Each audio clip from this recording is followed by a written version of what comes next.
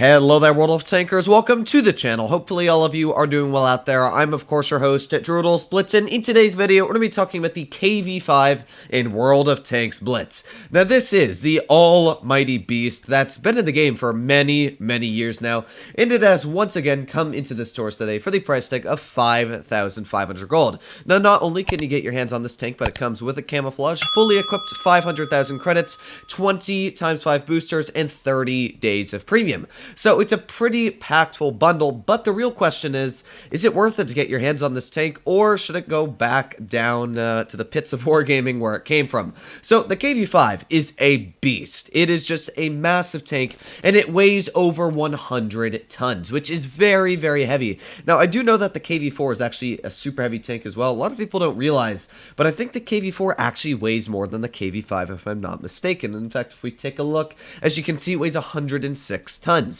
So the KV-4 weighs a big, chunky amount, but the thing is that the KV-4's power to weight is not the best at 13.2, and the top speed at 30 does not make it nearly as fast as the ramming potential of the KV-5 going 40 with a power to weight ratio 14. So the KV-5 has that big ability to ram into enemy opponents. It also has a very solid gun. It carries the same gun that the T-150 has at tier 6. However, it's a boosted penetration gun with 230 millimeters of standard pen and 275 on the premium. So it's got very nice penetration. The damage per minute isn't the best, neither is the dispersion or the aiming time, but that's what you get when you get such a big chonking beast.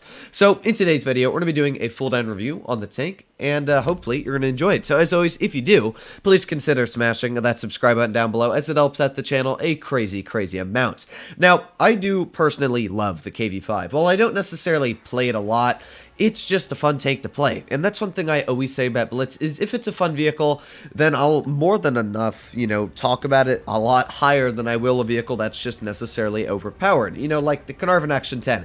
It might be a ridiculously overpowered vehicle, but I can definitely say that I haven't ran the tank other than when it came into the stores once this entire year. And that's just because it's not a super fun tank to run. Yeah, you beat a lot of people, but after a while, it's not super fun. The KV-5, you're just like, okay, we're going to charge, and we're going to see how it works out. Now, of course, the light tank's the one that doesn't go up that. I never understand people, but we're going to make our way up this hill here. As you can see, it's not the fastest of vehicles. It's still a giant Russian super heavy, and because of that, it will definitely struggle trying to climb its hills, but it does actually have some decent armor.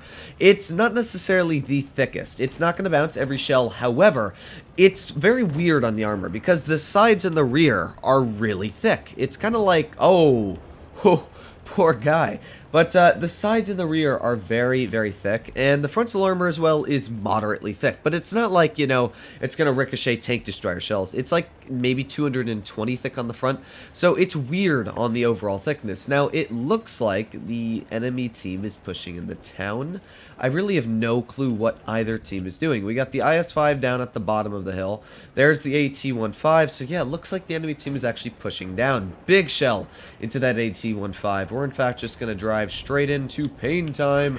Hello, AT. How are you doing, my friend? Let's us just face hug this wall. The KV-5 is a fantastic vehicle at side scraping, which is quite cool. And there you go, finishing off. Did I say the AT-15 is? I meant the KV-15 if I did say that. Man, a lot of people on the enemy team are just losing big chunks of HP. So as you can see, the KV-5 does not have the most armor. Like when I'm aiming at an enemy one, with 230 millimeters of pen, you can go right through it. However, if you angle it correctly, it can be quite hard to get through.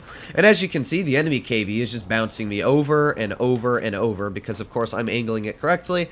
And, well, he's not doing the best of jobs angling against me. So there you go. That's a third shell now in. And did he finally get me in the weak spot? Actually, he hit me in one of the boobs. So we're doing a pretty good job so far. Let's just keep on angling it. Angle like a beast. But looks like that one's not going to be angled too well.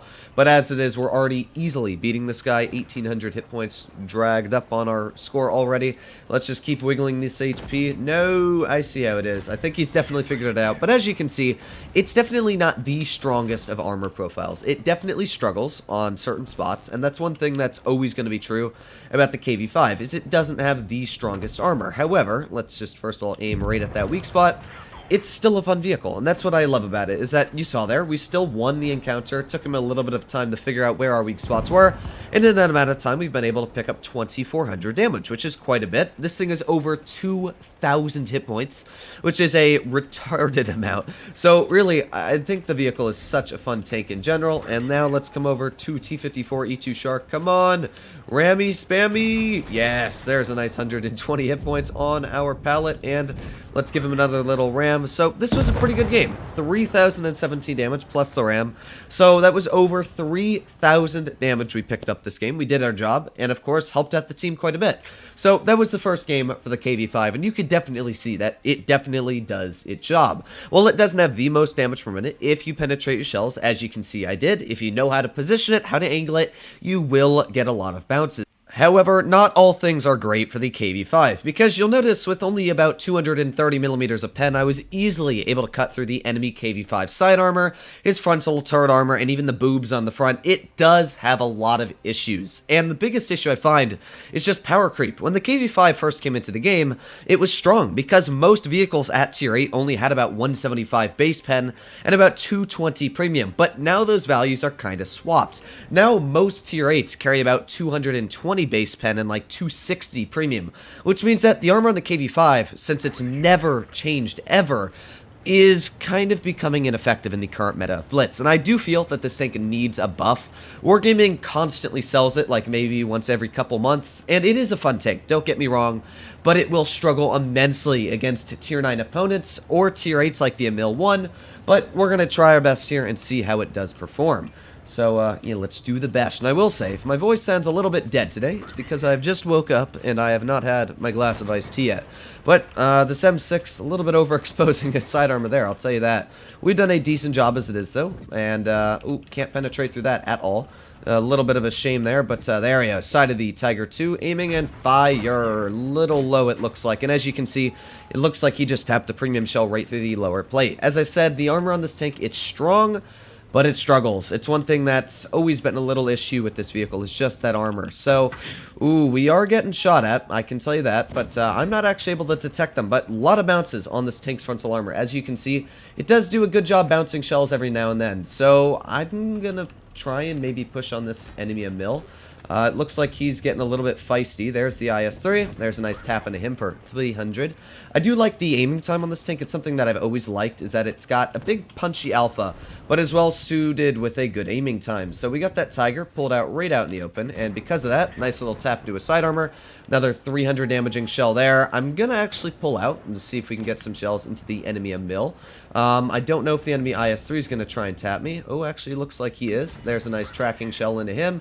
And maybe, just maybe, we're going to be able to get some shots into this Emil, helping out my teammate. So, hello Emil, how are you doing, my friend? Do you like big shells? Because I'm going to give you big shells. However, my teammate's falling apart very quickly, and my M6 not really pushing in big issue right now. Huh. Alright, we're going to back up, because that's all I can do right now. Hopefully my Emil, or that Emil, doesn't rip me apart at least, but we're gonna try and angle it to the best of my abilities. Definitely a bit of a struggle though. Yes, this is not what I call fun. We did get the bounce though, which is good, because we're still alive, and that's all that matters. We are not dead yet. Chimera cannot finish us off yet, and that means that if we play this correctly, we are not dead. Oh, gee, I don't want to play with that, though. No, thank you. We're just going to back up. Now, I do have a feeling we're about to die, because, oh, my M6 actually helping me. Look at that. Teammates. Oh, boy, I'm actually happy. All right, so both of those guys fired, which means now we can finish off the... Ooh, actually, there's a nice shot into the Chimera, lighting him on fire. I was going to say finish off the IS-3. No! No, the LEKPZ managed to finish us off. But again, this was a good game. We were able to do our job. 2,736 damage picked up. I'm not sure if we're going to win this. It looks like it's in our favor, but at the same time, maybe not. Our team is...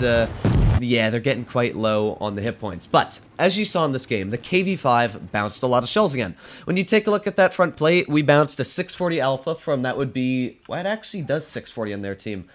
It said 640, so something must have shot an HE shell at us. So we bounced 640. We bounced a couple shells, as you can see. There's a couple bounces on our mantlet. It really does get a lot of bounces. While the armor isn't necessarily super strong all over, the thing is about the KV-5 is just that it gets a lot of bounces because of how troll the armor is, how thick it is in certain spots, and how weak it is on others. So I personally will always love the KV-5. It's just a fun vehicle. The Sim 6, I wish he was a little better, but we did our job this game, and probably just did about 3,000 damage. So as always, if you enjoyed today's video, and you learned a thing or two, please consider smashing that subscribe button down below. But on to the question of, is it worth the price to get your hands on the KV-5? I do think it's not a bad deal. If you wanted to get your hands on it, as you can see, both games are over 3,000 damage, and we had a bunch of not so great teammates here. A couple of them only doing 300 damage, 2 zeros on our team. If any of our teammates had just done a little bit more, we really easily could have won this game. So I'm not going to blame this on the KV-5 in any means, shape, or form.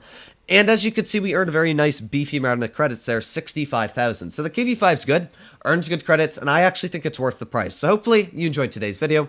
As I said, if you did, please consider smashing that like button and subscribing. But other than that, stay happy, stay healthy, and to be seeing you in the next one.